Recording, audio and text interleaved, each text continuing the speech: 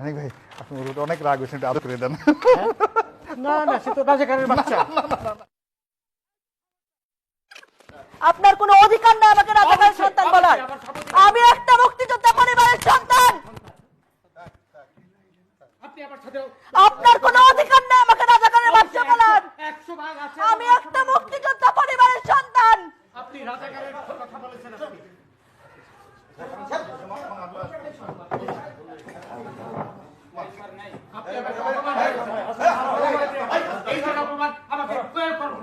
আমি একটা মুক্তিযোদ্ধা পরিবারের সন্তান, আপনি আমাকে রাজাকার কোন সাহসে বলেন?